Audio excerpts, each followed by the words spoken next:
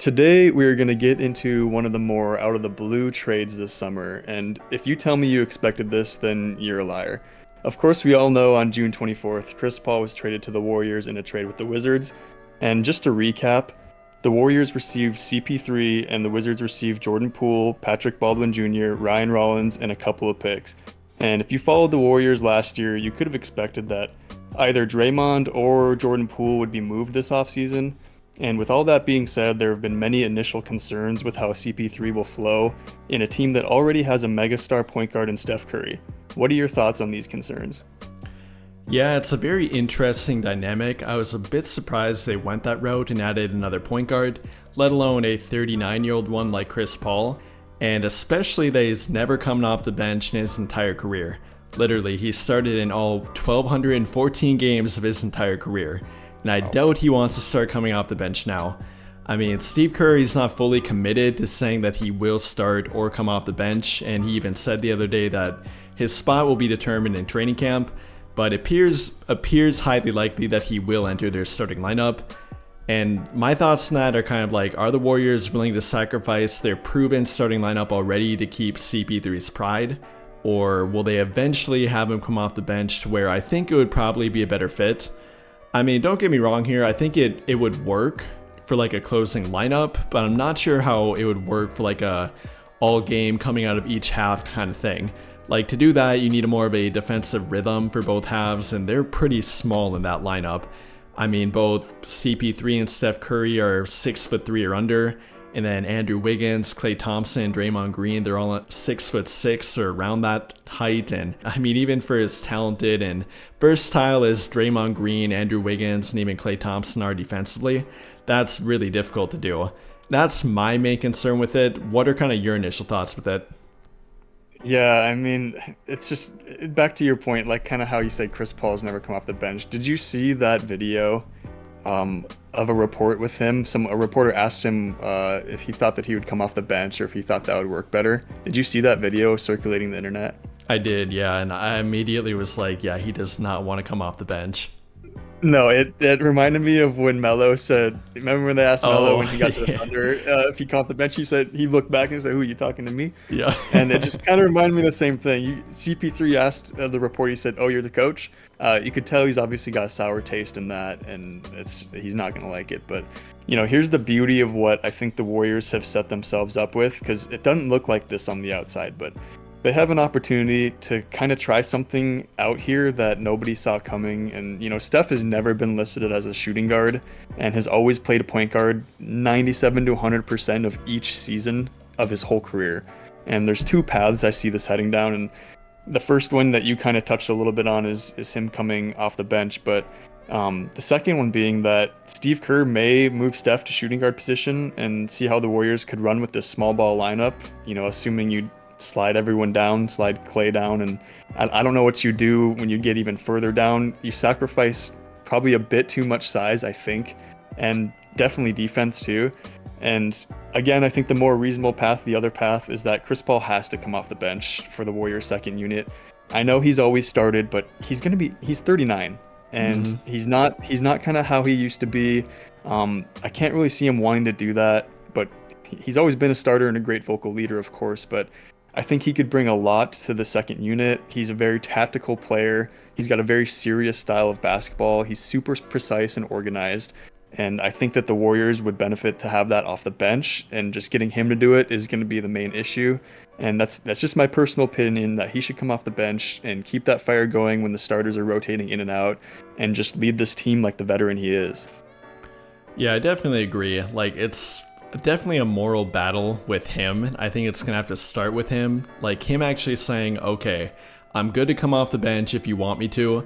And who knows, maybe he told Steve Kerr that already, but at the moment, it kind of feels like him waiting for them to make him do it, and I don't want him to have to feel that way. I would prefer him to just be like, yeah, okay, I'll come off the bench. I understand it. They've had their starting lineup for a while now, and it works. I don't want to mess with that. And I agree with you. It would work perfectly from a schematical viewpoint. He can lead their other bench guys. He can help mentor them too, and it would all flow well. How you mentioned moving Steph Curry to shooting guard and have CP3 potentially play point guard if they would go that route. And I think it would work. It's just that I don't prefer it in their starting lineup. I much rather prefer it just for their end of game lineup. I really like it from that standpoint. We've all heard about the Warriors' quote-unquote death lineup for a long time now, with Draymond Green moving to center. They had Iguodala at power forward back in the day, but now Andrew Wiggins plays that role. Thompson moving to small forward, playing even a little bit of power forward at times. And yeah, they can do that for short durations, but when you ask a bunch of guys to play out of position defensively for a long duration, that's when it doesn't really work. I really like it from a death lineup, closing lineup standpoint. I think that'll work. They can turn to that pretty much every game, no matter who their matchup, because Draymond Green can defend centers. It's just about making him do it for 35 minutes a game. I wouldn't like that. Even if he kind of can do it, it will wear him down over time. And that's kind of what I'm worried about from that standpoint. I think it will work for end of game lineup, just don't like it for their starting lineup. I certainly agree with you. I think that you just knowing this Warriors team, this franchise, Steve Kerr, Chris Paul, they're going to figure out any type of imbalance or any issues that they face in the early to mid-season. Like they're all veterans. They've all been super experienced. But here's the thing. Here's kind of where I talk about that other opportunity. And just to touch real quick, if it doesn't, Chris Paul, even though he's older, he still commands a lot, I think, for a mid-season shopping opportunity. And you can kind of go through your early to mid-season and kind of see how it plays out. And if it really doesn't work out, then I think that you could probably maybe not get a ton for him, but you could probably get a lot. You know, in nearly every single one of Chris Paul's, 6-7 trades that he's been in, he's been the prize focus of the trade. With other teams giving up multiple players and first-round picks to get to him, you know, it's not going to be that way for much longer anymore. The dude's almost 40. But, you know, so in the event of that path taking that course, I think that it could also be another opportunity for the Warriors. You know, it'd be like a win-win situation for them. But I certainly think it will work. I think they'll figure it out. It's going to be really weird, and we're not going to be used to it. I can't imagine, you know, usually when we watch Steph, he creates his own shots and he shoots off the dribble, but he's still an excellent shooter from catch and shoot. I try and run it back in my head over and over, thinking about this death lineup that you kind of talked about, how it would work. And it feels like something we've never seen before. And I don't know. I think it's going to be fun. I think it's going to be a really interesting beginning of the year. And yeah, I think the main thing that I keep kind of thinking about is if they would not have Chris, if they would try and start him, if they wouldn't just cycle him out right away, maybe just to help the ego. Yeah. If it comes to that, start him and then he kind of come out and then they rotate as normal. And then, like you say, they maybe end the game with that death lineup. Yeah, I think that would, I guess, be another way to do it. If for whatever reason they felt the need to keep his pride and put him in the starting lineup, they could do a quick rotation of minutes. I mean, a lot of teams do that with their star players, given that they're both pretty ball dominant. They want to separate their minutes, give them the ball as much as they can. Yeah, they could play him for 4 or 5 minutes, immediately take him out for a less ball dominant player and go that route. Again, I kind of prefer the off the bench thing and just adding him for a quote unquote death lineup again. But yeah, that's kind of how I would prefer it.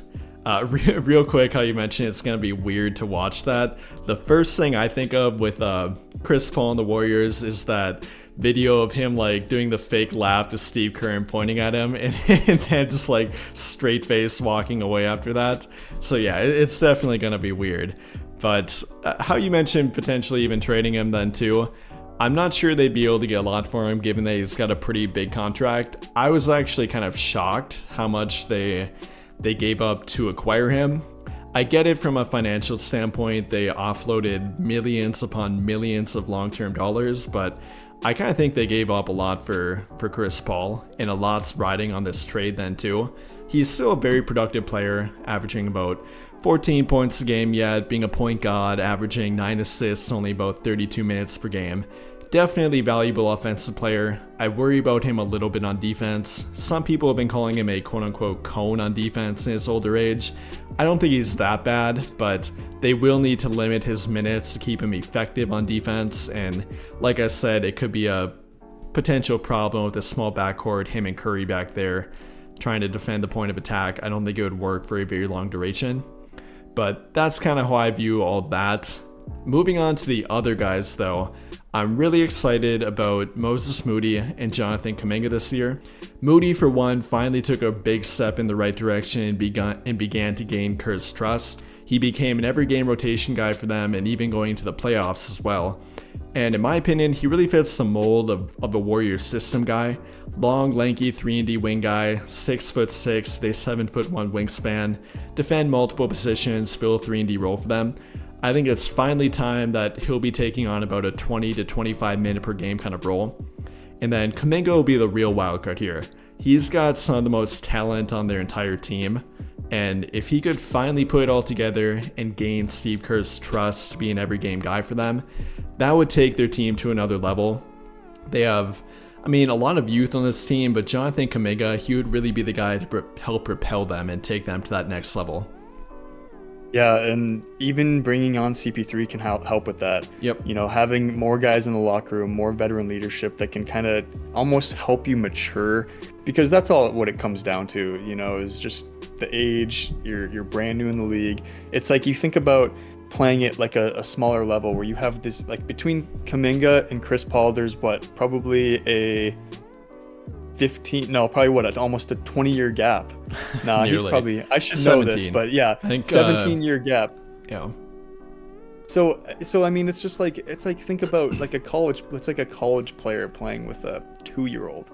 Like that's what kind of, that's what kind of experience we're talking about, especially when you talk about Chris, who's been at the top of the level for most of his career. So I think that will be the X factor, kind of like you said with Kuminga and Moody, and I would like to see that big leap from him this year. I've always liked him.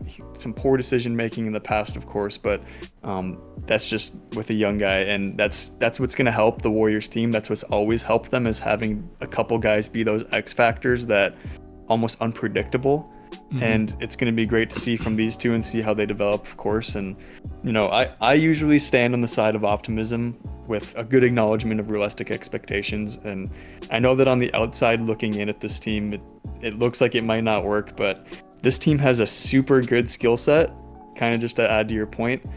And I think that they have really smart players and a really smart coaching staff, and just overall insane experience in the NBA, particularly in winning. And I think that it'll be a great atmosphere to improve and grow as a player. Even if they don't contend, I think they will contend. But even if they don't, I think it's a really good atmosphere to have these players kind of growing on.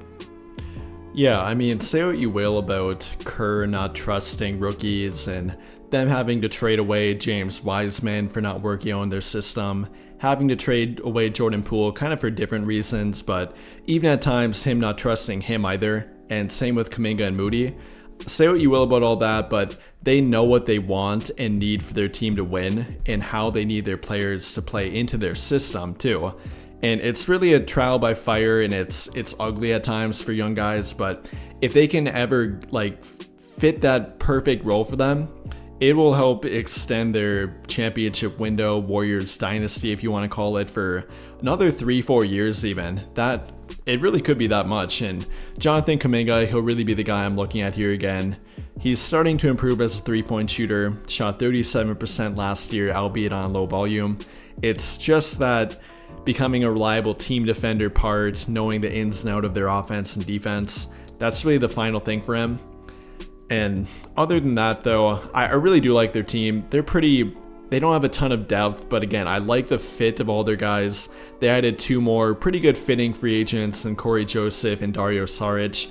Not big name players by any means, but again, they fit their system. I think Dario Saric can feel kind of a Nemanja Bjelica role for them, who they had a couple years ago, won a championship with them. Good 3-point shooter, very good passer at the 4 or 5, good rim runner, add a little more size to their team. I'm pretty sure Dario Saric is the tallest guy in their entire team now at only about 6'10", and really smart player. He fits their identity, their team. I like that pickup for them. I really like their draft picks too. Brandon Podziemski, he really feels like a Warriors system type of guy for me too. Not in the sense like a 3-and-D like Moody or Kuminga, but maybe like a Jordan Poole replacement kind of type. And a lot of people are comparing him that way. Quick trigger, high volume 3-point shooter, scrappy defender, lot of confidence, never afraid to take a shot, even from 25, 30 feet out. He was fun to watch during Summer League. Like, he didn't always play great, but ton of confidence, never afraid to take a shot, looked that way throughout college. Really excited to watch his growth.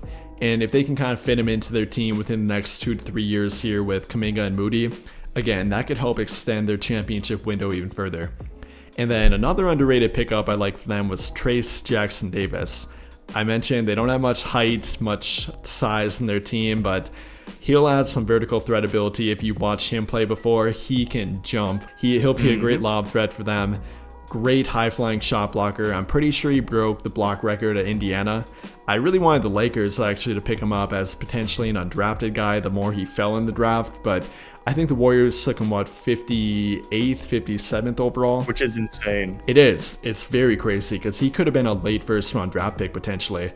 Yeah, I really like their 2 draft picks there. I like their young core. It's just about making them all fit together and finding the right role for them. Yeah, they haven't had a vertical threat in many years, and Trayce Jackson-Davis is totally someone that can go up and block shots and catch lobs. And I think a key point for Steve Kerr will be getting these young guys to fit into the Warrior system. And I could easily see this team competing for the top 4 seed at least, and even putting a run at the title in the Western Conference.